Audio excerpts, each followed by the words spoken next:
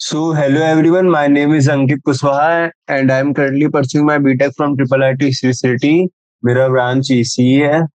So, I hope कि आप सब अच्छे होंगे. हम लोग जो चैप्टर कर रहे थे उसका नाम है बायोमोलिक्यूल्स और हमने इसका एक सेशन ऑलरेडी कर रखा है. आज इसका दूसरा सेशन करते हैं. बेसिकली आज के सेशन में हम लोग एग्जाम्पलर के क्वेश्चंस को सॉल्व कर रहे होंगे. तो अपन क्वेश्चन नंबर 23 तक सॉल्व कर चुके थे, तो आज चलते क्वेश्चन नंबर 24 पे. तो ये अपना क्वेश्चन नंबर 24. लाइसीन. हमें लाइसीन दिया हुआ है, ठीक है. ये जो अपना स्ट्रक्चर है ना, इसको लाइसीन बोलते हैं. और हमें पूछा है कि इसमें क्या क्या है. इसमें लाइसीन अल्फा अमीनो एसिड है या फिर बीटा अमीनो एसिड है या फिर बेसिक अमीनो एसिड है या फिर amino acid synthesise in body है. ये मल्टी करेक्ट ऑप्शन है, तो इसमें बहुत सारे ऑप्शन सही हो सकते हैं. ठीक है, तो एक एक करके सारे ऑप्शंस को देखते हैं. तो क्या ये अल्फा अमीनो एसिड है? एक बार इसका स्ट्रक्चर बना लेते हैं अपन. CH COOH और यहाँ पे एक अमीन ग्रुप है NH2. तो अपना जो कार्बोक्सिलिक एसिड होता है ना, उसके बगल वाला जो कार्बन होता है वो अल्फा कार्बन होता है और उस पर अमीन ग्रुप लगाया, तो ये क्या हो गया? ये हो गया अल्फा अमीनो एसिड. ठीक है, तो ऑप्शन वन तो सही है, अल्फा अमीनो एसिड है. तो यहाँ पे ये बीटा अमीनो एसिड वाला ऑप्शन चला गया, ठीक है, क्योंकि अल्फा हो गया तो बीटा तो नहीं होगा. उसके बाद सेकंड ऑप्शन क्या है? Basic amino acid. तो क्या ये एसिडिक है या बेसिक है? तो हमारे पास COOH ग्रुप कितने हैं, कार्बोक्सिलिक ग्रुप कितने हैं? एक. और अमीन ग्रुप कितने हैं? अमीन ग्रुप है दो. तो जब भी amine group, number of amine groups greater होते हैं as compare to number of carbonyl group, तो हमारा जो स्ट्रक्चर होता है वो कैसा हो जाता है? बेसिक हो जाता है. ठीक है, तो ये क्या हो गया? Basic amino acid. ठीक है, ऑप्शन टू भी सही है. उसके बाद हमें पूछा है amino acid synthesised in body. ये भी सही है. ये लाइसिन जो है ये हमारे बॉडी में सिंथेसाइज होता है, ठीक है. तो इसको क्या बोलते हैं? इसको बोलते हैं नॉन एसेंशियल अमीनो एसिड्स. जो हमारी बॉडी में मतलब सिंथेसाइज होते हैं वो होते हैं नॉन एसेंशियल अमीनो एसिड्स, और जो नहीं सिंथेसाइज होते हैं वो क्या होते हैं? Essential amino acids. ठीक है. आई होप कि क्वेश्चन नंबर 24 आप लोगों को क्लियर होगा. इसका ऑप्शन वन टू थ्री तीनों सही है. अल्फा अमीनो एसिड भी है, बेसिक अमीनो एसिड भी है और amino acid synthesise in our body भी है. मतलब ये एक नॉन एसेंशियल अमीनो एसिड है. तो अब चलते क्वेश्चन नंबर 25 पे. क्वेश्चन नंबर 25 है, which of the following monosaccharides are present as 5 member cyclic structure. हमें पूछा है ये जो अपने चार ऑप्शंस है, राइबोज, ग्लूकोज, फ्रक्टोज, ग्लैक्टोज, इनमें से कौन कौन सा अपना 5 मेंबर साइक्लिक स्ट्रक्चर है, और उसको अपन फोरेनोज भी बोलते हैं. तो अपने पास राइबोज जो है वो 5 मेंबर्ड होता है, ग्लूकोज 6 मेंबर्ड होता है, फ्रक्टोज भी अपना 5 मेंबर्ड होता है और ग्लैक्टोज वापस से 6 मेंबर्ड होता है. तो 5 मेंबर्स में क्या क्या है? ऑप्शन वन और ऑप्शन थ्री. तो क्या हो गया? राइबोज और फ्रक्टोज. ठीक है, तो बहुत ही इजी था ये तो. आई होप क्वेश्चन नंबर 25 भी क्लियर होगा आप सबको. अब चलते क्वेश्चन नंबर 26 पे. क्वेश्चन नंबर 26 है, in fibrous proteins polypeptide chains are held together by. कौन सा जो फोर्स होता है या फिर लिंकेज होता है जिससे अपने पॉलीपेप्टाइड चेन्स एक साथ मतलब रहते हैं, ठीक है. तो van der Waals force, disulphide linkage, electrostatic force of attraction और हाइड्रोजन बॉन्ड्स. सो डाइसल्फाइड लिंकेज और हाइड्रोजन बॉन्ड्स, ये दोनों की वजह से ही पॉलीपेप्टाइड चेन जो है वो एक साथ रहते हैं, ठीक है. आई होप कि क्वेश्चन 26 भी क्लियर होगा. इसको नोट कर लेते हैं, ये थोड़ा इंपॉर्टेंट है. In fibrous proteins polypeptide chains are held together by disulfide linkage and hydrogen bonds. I hope you question 26 तक क्लियर. अब चलते क्वेश्चन नंबर 27 पे. Which of the following are purine bases? हमें पूछा है इनमें से कौन कौन से प्यूरिन बेसिस होते हैं, ठीक है. तो प्यूरिन क्या होता है? प्यूरिन ऐसा स्ट्रक्चर होता है जिसमें 6 मेंबर्ड और 5 मेंबर्ड रिंग हो, ठीक है, और रिंग के अंदर नाइट्रोजन भी होना चाहिए। तो 5 member and 6 member nitrogen containing rings एक साथ जुड़ी हो, मतलब फ्यूज टुगेदर, तो उसको क्या बोलते हैं, प्यूरिन्स बोलते हैं, ठीक है। तो बस अब अपना सारे का स्ट्रक्चर अगर याद होगा तो पता चल जाएगा कौन सा प्यूरिन है और कौन सा नहीं है। तो एक काम करते हैं, सारे का स्ट्रक्चर बनाते हैं और देखते हैं कौन कौन से 5 मेंबर्ड और 6 member nitrogen containing rings fuse together है, ठीक है। तो चलते हैं क्वेश्चन नंबर 27 पे। तो सबसे पास है, अपने पास है ग्वानिन। तो ग्वानिन का स्ट्रक्चर बनाते हैं अपन। एक काम करते हैं, सबसे पहले प्यूरिन का डेफिनेशन देख लेते हैं, ठीक है। प्यूरिन एक्चुअली में होता क्या है। Purines consists of 6 membered and 5 membered nitrogen containing rings fused together, ठीक है। तो ये होता है अपना प्यूरिन्स। अब एक एक करके सबके स्ट्रक्चर बनाते हैं और देखते हैं कौन सा प्यूरिन्स है कौन सा नहीं है।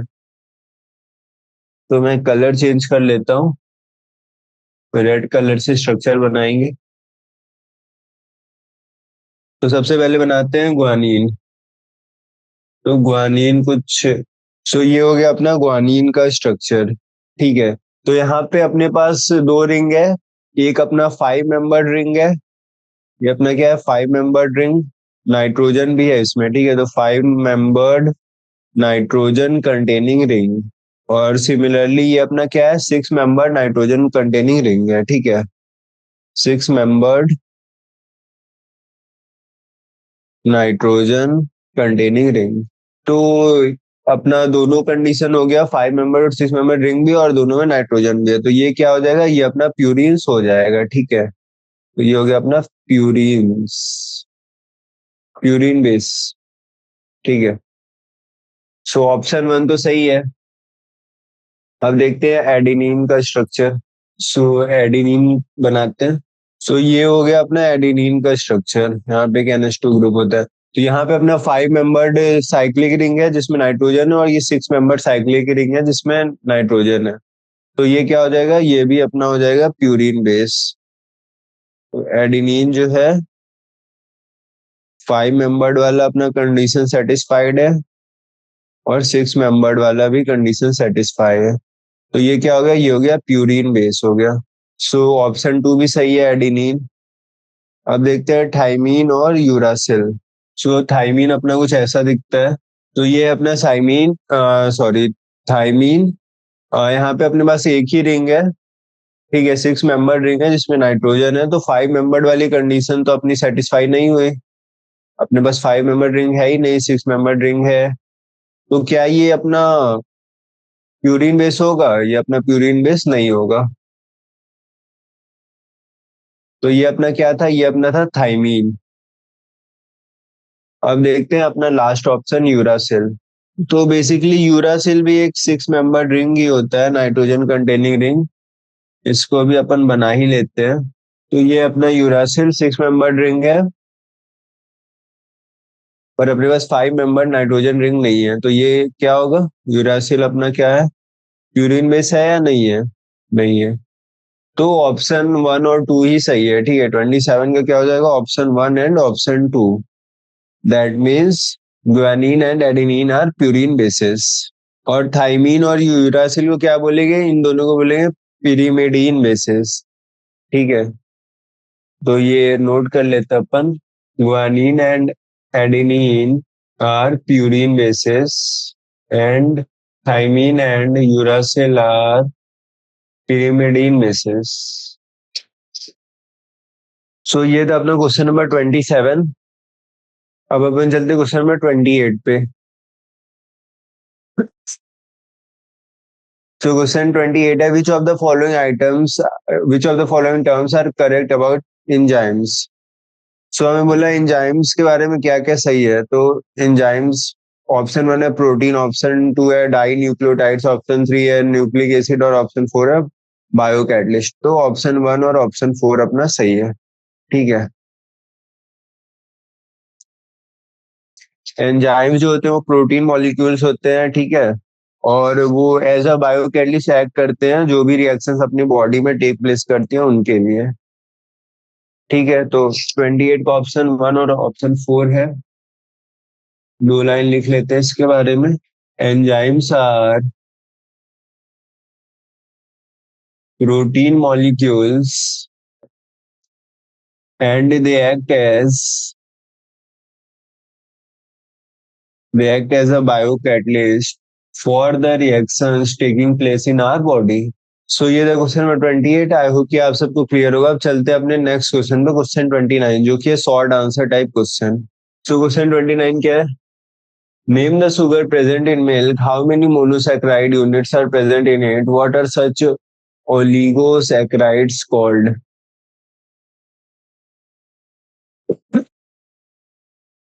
तो अपने जो ये होते हैं ना मोनोसैकेराइड्स,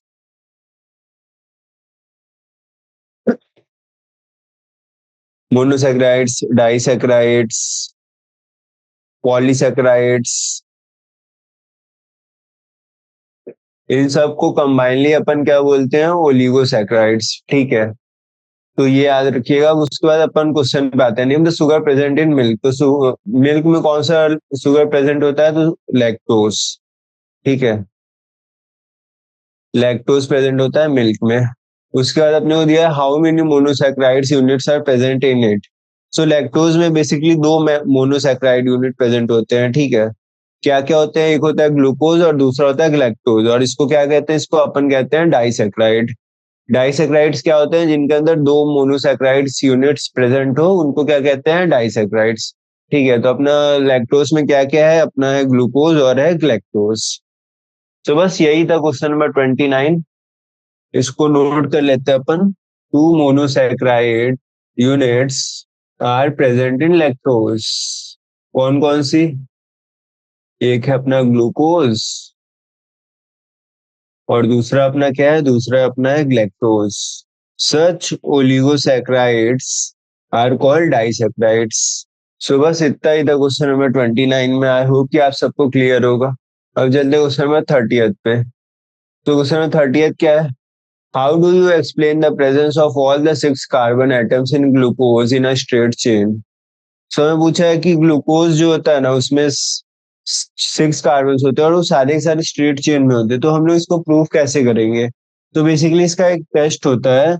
अगर अपन ग्लूकोज को बहुत देर तक हीट करें in presence of HI and red phosphorus, तो वो एन हेक्सेन देता है। ठीक है, तो उससे ये प्रूफ होता है कि ग्लूकोज के जो सारे कार्बन है ना, वो लीनियर चेन में है। ठीक है, तो बस यही है अपना एक्सप्लेनेशन। तो इसको अपन नोट कर लेते हैं। Glucose on prolonged heating with HI and red phosphorus gives n-hexane HI। तो ये अपना ग्लूकोज, इसको अपन ने हीट किया इन प्रेजेंस ऑफ HI, तो अपने को एन हेक्सेन मिलेगा। CH3 CH2 CH2 CH2 CH2 CH3। कोई भी ब्रांचिंग नहीं होती है इसमें। ठीक है, सारे के सारे कार्बन एटम्स जो है स्ट्रेट चेन में ज्वाइन होते हैं एक दूसरे से। बस यही था अपना क्वेश्चन में 30th का एक्सप्लेनेशन। सो हमने एक्सप्लेन कर दिया कि क्यों ग्लूकोज में सारे कार्बन एटम्स स्ट्रेट चेन में होते हैं। तो आई होप कि क्वेश्चन में 30th क्लियर होगा। अब अपन चलते हैं क्वेश्चन में 31st पे।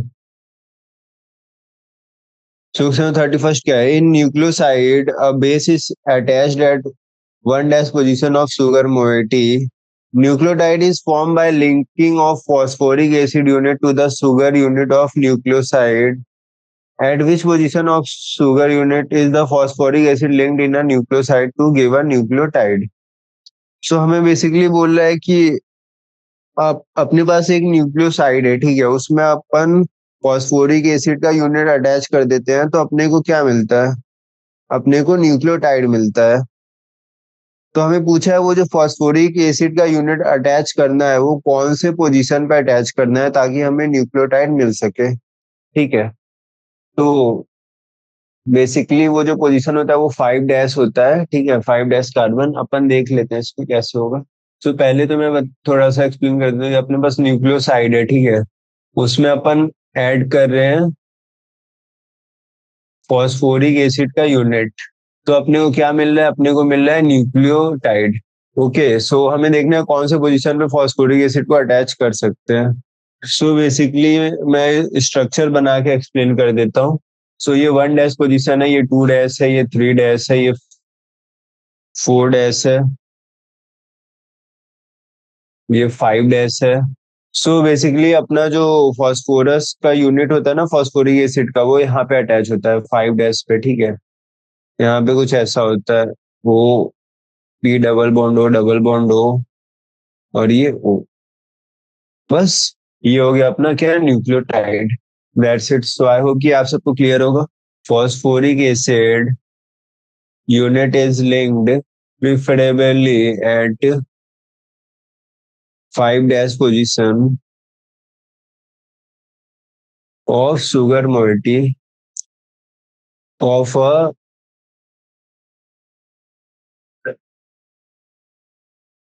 nucleoside of a nucleotide. So that's it, ये था क्वेश्चन नंबर 31। आई होप कि आप सबको क्लियर होगा। अब चलते क्वेश्चन नंबर 32 पे।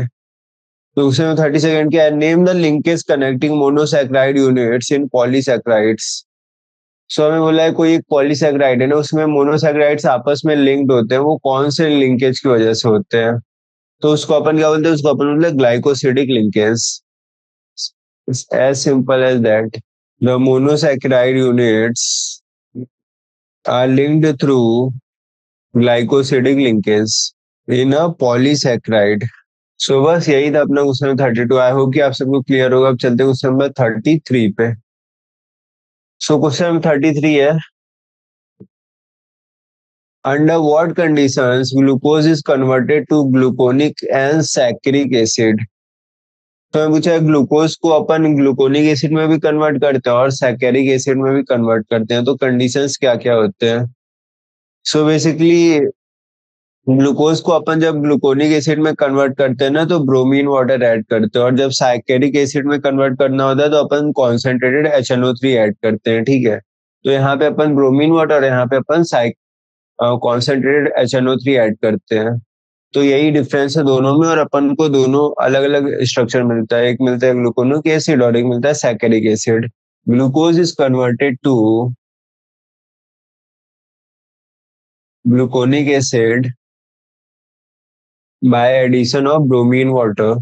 और अपना दूसरा क्या पॉइंट है, glucose is converted to saccharic acid by addition of concentrated HNO3। So अपन दोनों का स्ट्रक्चर देख लेते हैं एक बार।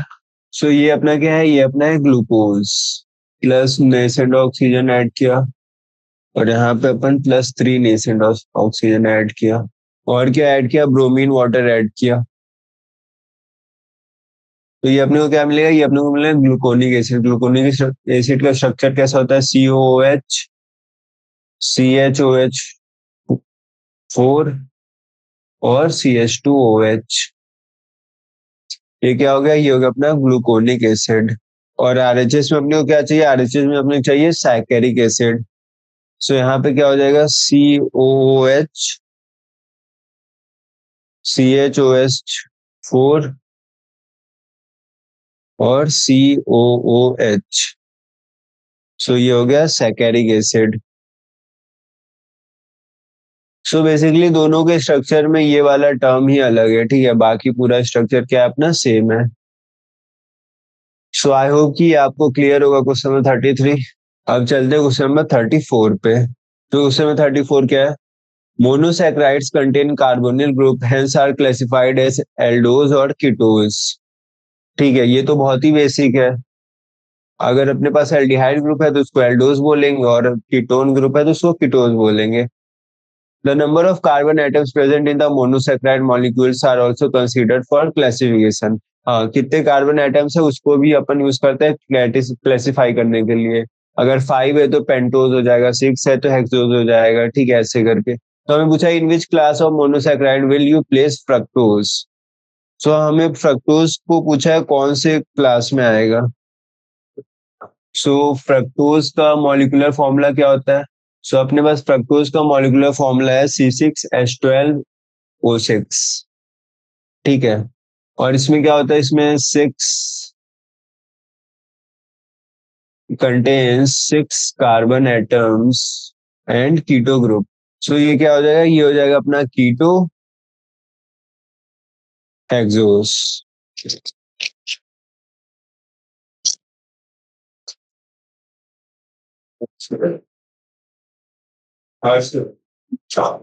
सो अपन एक बार इसका स्ट्रक्चर बना के देख लेते हैं।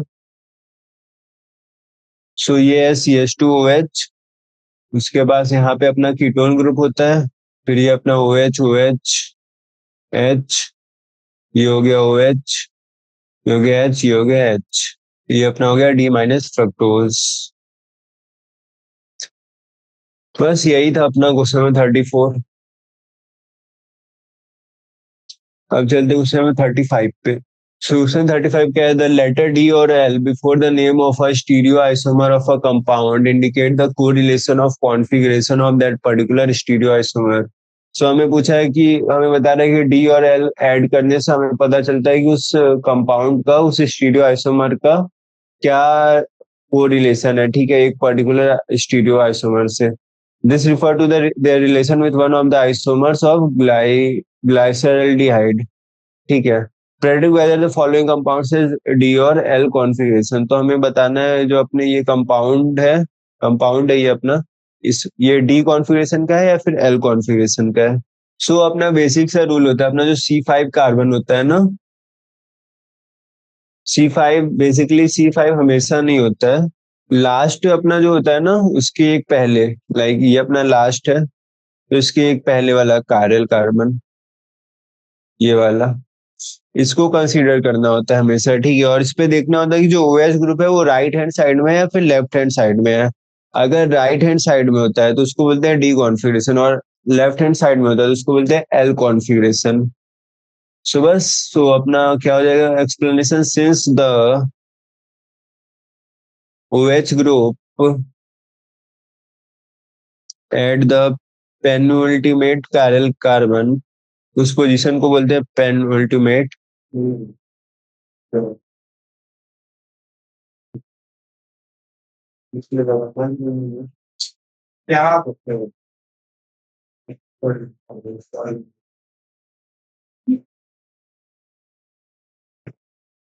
That is last but one, or C5 is towards left.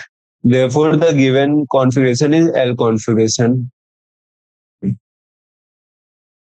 So ये था अपने क्वेश्चन नंबर 35। आई होप कि आप सबको क्लियर होगा।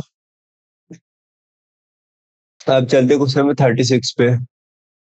सो क्वेश्चन नंबर 36 क्या है, aldopentose named as ribose and 2 deoxyribose are found in nucleic acid. What is their relative configurations? सो हमें पूछा है राइबोज और 2 deoxyribose, इन दोनों का कॉन्फ़िगरेशन क्या होता है। तो इन दोनों का कॉन्फ़िगरेशन डी होता है, ठीक है। तो इसको सिंपली नोट कर लेते हैं, ribose and 2 deoxyribose both have D configuration. Simple simple question था, हमने ऑलरेडी देख रखा है कि एल और डी कॉन्फ़िगरेशन को कैसे पहचानते हैं। तो ये क्या हो गया, ये डी कॉन्फ़िगरेशन हो गया। ये था क्वेश्चन नंबर 36। अब चलते क्वेश्चन नंबर 37 पे। सो क्वेश्चन 37 थोड़ा इंपॉर्टेंट है, which sugar is called invert sugar, why is it called so. So किस कौन से शुगर को इन्वर्ट शुगर बोलते हैं और क्यों बोलते हैं। सो बेसिकली जो अपना सुक्रोज होता है ना, उसको इन्वर्ट शुगर बोलते हैं। और क्यों बोलते हैं, क्योंकि हाइड्रोलिसिस से पहले वो होता है डेक्स्ट्रो रोटेटरी, और हाइड्रोलिसिस के बाद वो हो जाता है लीवो रोटेटरी। तो उसका पूरा चेंज होने की वजह से उसको क्या बोलते हैं, इन्वर्ट शुगर बोलते हैं, ठीक है। उसकी वजह से ही, जैसे हाइड्रोलिसिस के पहले क्या होता है, सुक्रोज होता है वो अपना डेक्स्ट्रो रोटेटरी होता है, ठीक है। अब डेक्स्ट्रो रोटेटरी का मतलब क्या होता है, जो अपना D+ ग्लूकोज होता है ना, उसका ज्यादा कॉन्सेंट्रेटेड होता है as compare to D- fructose का, ठीक है। और हाइड्रोलिसिस के बाद ये क्या हो जाता है, ये हो जाता है लीवो रोटेटरी। लीवो रोटेटरी क्या होता है, अपना जो D- का कॉन्सेंट्रेशन है वो ज्यादा होता है एज कम्पेयर टू D+। ठीक है, तो बस इसकी वजह से इसको बोलते हैं इन्वर्ट शुगर। सो इसको अच्छे से लिखेंगे इसका answer upon. Sucrose is called invert sugar. The sugar obtained from sugar beet is a colourless crystalline and sweet substance. ये थोड़ी सी फीचर्स बता रहा है जो अपना रॉ शुगर होता है उसका। Is a colourless crystalline and sweet substance. It is very soluble in water and its aqueous solution is dextrorotatory, having alpha D is equal to plus 66.5 degree. ठीक है, it is very soluble in water and its aqueous solution is, जैसा कि मैंने बताया है, hydrolysis करने से पहले ये क्या होता है, डेक्स्ट्रोरोटेटरी होता है, having alpha D is equal to plus 66.5।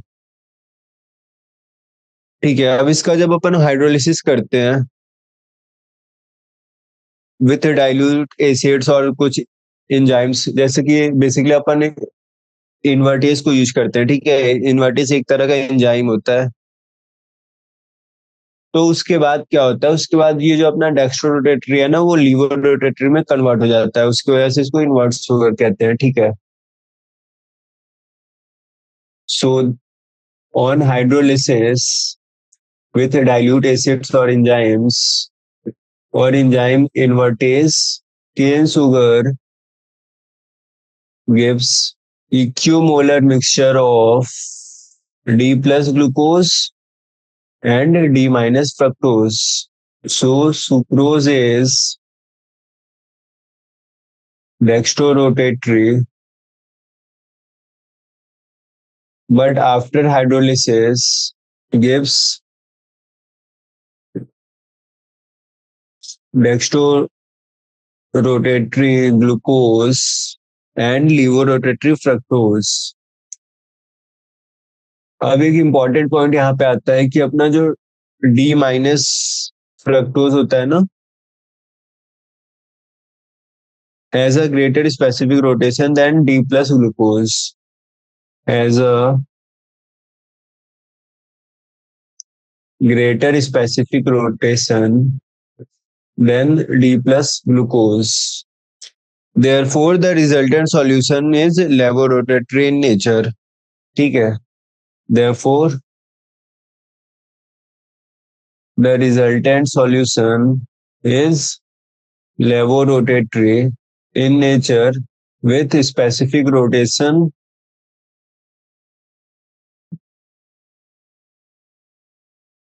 of minus 39.9 degree. Since there is change in the sign of rotation from dextro to levo, the reaction is called inversion reaction and the mixture is called invert sugar। ठीक है, therefore the reaction is called inversion reaction and the sugar is called invert sugar। invert sugar। So I hope कि आप सबको clear होगा ये। अपन एक reaction भी लिख लेते हैं इसका। अपने पास है सुक्रोज C12H22O11। इसको अपन ने किया हाइड्रोलिसिस, हाइड्रोलाइज किया, तो अपने को मिलेगा ग्लूकोज C6H12O6, हो गया D प्लस ग्लूकोज। और इसका अल्फा डी कितना है, प्लस 52.5 डिग्री। और साथ में अपने को क्या मिलेगा, ग्लूकोज के, ग्लूकोज के साथ में अपने को मिलेगा फ्रक्टोज। इसका भी फॉर्मूला सेम होता है C6H12O6, पर इसका स्पेसिफिक रोटेशन क्या होता है, नेगेटिव D माइनस फ्रक्टोज। और इसका अल्फा डी कितना होता है, माइनस 92.4 डिग्री। ठीक है, तो अपना नेट अल्फा डी कितना हो गया, नेट स्पेसिफिक रोटेशन कितना हो गया, नेट स्पेसिफिक रोटेशन हो गया अपना माइनस 92.4 डिग्री प्लस 52.5 डिग्री, तो ये हो जाएगा माइनस 39.9 डिग्री। और ये क्या हो गया, ये हो गया लीवो रोटेटरी।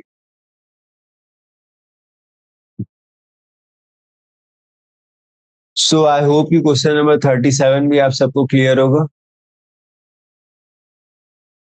अब चलते हैं अपन क्वेश्चन नंबर 38 पे। तो क्वेश्चन 38 क्या है? Amino acids can be classified as alpha, beta, gamma, delta and so on depending upon the relative position of amino group with respect to carboxyl group.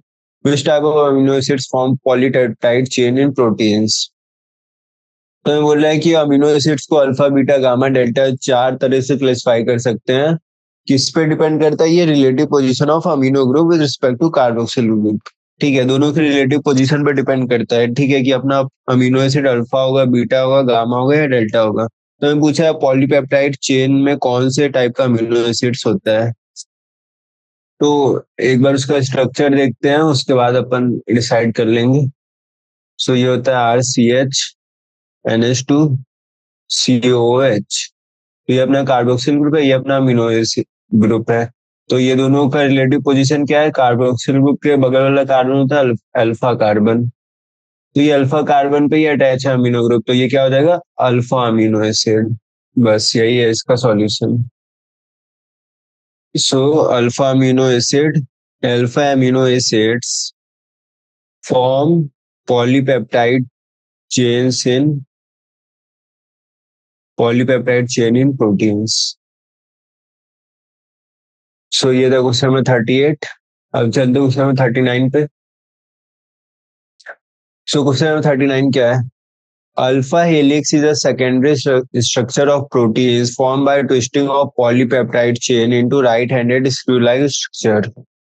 Which type of interactions are responsible for making the alpha helix structure stable?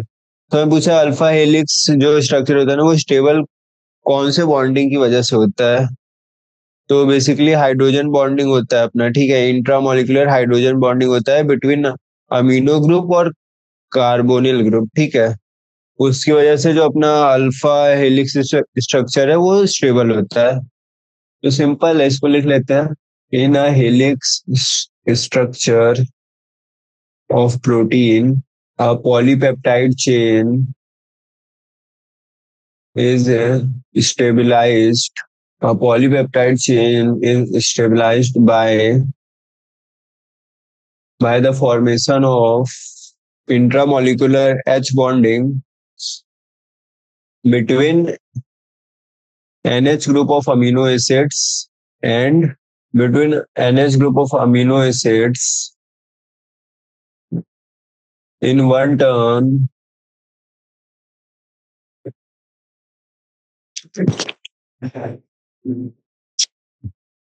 with the carbonyl groups of amino acid belonging to adjacent turn।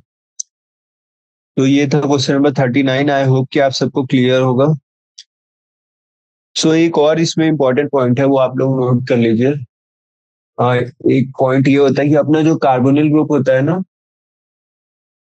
और ये जो अपना amino group होता है, इनके बीच में hydrogen bonding होता है। ठीक है, तो ये अगर nth अमीनो एसिड है तो ये nth plus fourth amino acid होता है। ठीक है, ये कभी कभी एमसीक्यूज में पूछा जा सकता है, इसलिए इसको नोट कर लीजिएगा, ये इंपॉर्टेंट है।